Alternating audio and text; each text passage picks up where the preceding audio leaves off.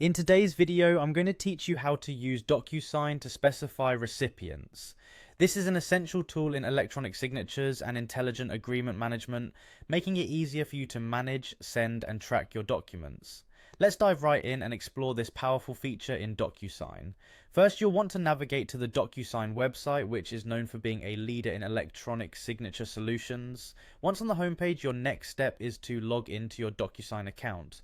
If you're not already a user, you'll need to create an account, which is straightforward. Assuming you already have access, simply click on the login button, usually found in the top right corner of the page, and enter your credentials to proceed.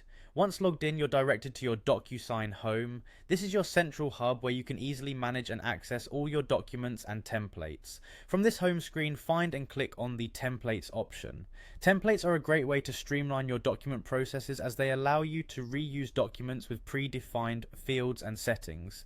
This feature saves you time and reduces repetitive tasks, ensuring consistency across your documents. Next, hit the Create Template button. This is where you'll begin setting up your document template, and it's an important step towards enhancing your workflow. When creating a template, you can define the essential parameters of your document, such as roles, names, and email addresses.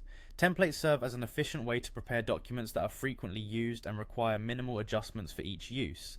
In the template creation process, you'll want to concentrate on specifying the roles. Roles are vital because they define the recipients and their responsibilities within the document.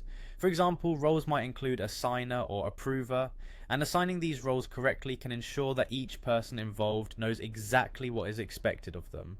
Simply click on the role section to begin adding the necessary details for each one. This brings us to the end of today's session on specifying recipients in DocuSign.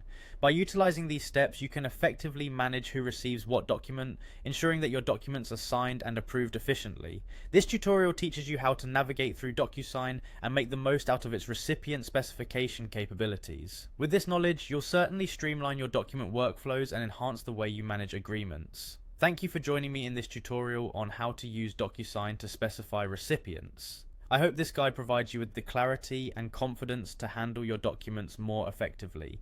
Be sure to experiment with these features within DocuSign to discover the most efficient processes for your specific needs. If you found this tutorial helpful, be sure to like and subscribe for more insightful tips.